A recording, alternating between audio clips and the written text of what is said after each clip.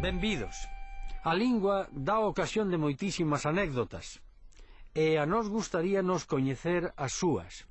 Hoxe imoslle contar a dun amigo noso que inventou unha palabra para defenderse dun xefe algo resabido. Non me paro máis que o tempo corre.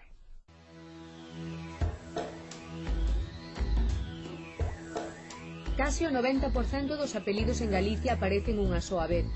Que formas atopamos neste grupo? Por un lado, apelidos de orixe foránea. Galicia é hoxe un país que recibe inmigrantes. Así hainos romaneses, árabes, africanos. Pero a maior parte son formas propiamente galegas, que por causas estatísticas cada vez teñen menos frecuencia. E por iso poden estar en perigo de extinción. Citaremos algunhas. Hainas procedentes de topónimos como Becerreá, Esmeriz, Láncara, de antigas profesións como alfaiate, xastre, ou mociño, monaguillo, de animais como peixe ou cocho, ou antigos nomes de persoas como Cristobo ou Estevo. Como facer para evitar a perda destes apelidos? Agora non é obrigatorio porlles aos fillos o do pai como primeiro apelido. Para facer que permaneza o apelido da nai pódeselle dar como primeiro o dela. Ademais, tamén se pode cambiar a orde dos apelidos dos fillos menores de idade. As dúas medidas son gratuitas e de trámite sinxelo no Rexistro Civil. Ben falado! Sabías que era hipócrita. Sabías que era un raña.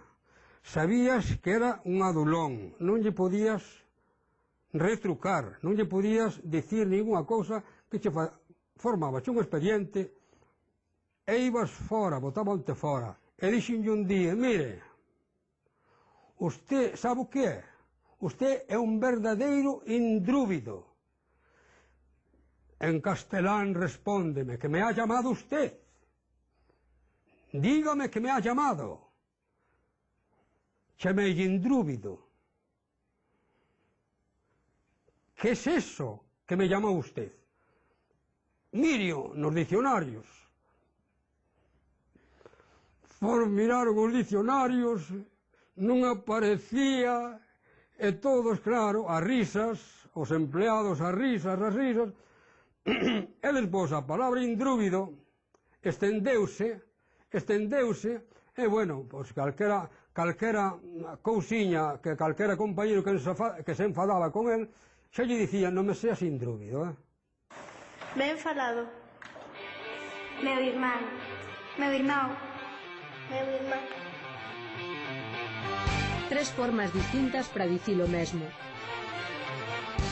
Os galegos do oeste, a maior parte das provincias da Coruña e Pontevedra e un chisco da de Ourense, din meu irmán, e máis o Tabán, o Gran. É unha área bastante grande e moi poboada. Nunha pequena área no norte, polas Mariñas, din meu irmá. Os demais din meu irmao, e tamén Tabao, Grao. Estas formas ocupan unha extensión grande no centro e oriente, mais non tan poboada como a de meu irmán. No feminino, os galegos do occidente din mazán, lán. Por tanto, para eles, irmán vale tanto para meu irmán como para miña irmán. O resto dos galegos din mazá e lá. No galego normativo úsase an para o masculino, como no oeste, o aldeán, o cidadán, e a para o feminino, como no resto de Galicia, a aldeá, a cidadá. Esta regra non rexe para os xentilicios que manteñen no galego normativo a forma típica da súa terra. Así, os de Burela son burelaos, os do Courel, courelaos, e os da Limia, limiaos. Pola mesma, as mulleres da Arousa son arousáns, e non arousás.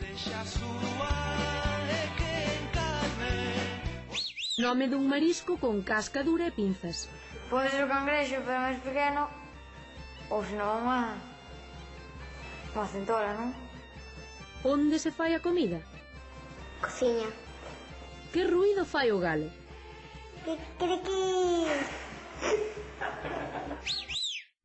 E agora que xa saben onde se di irmán, irmao ou irmá, podemos lembrar que nos ditos fillos de irmáns son os primos.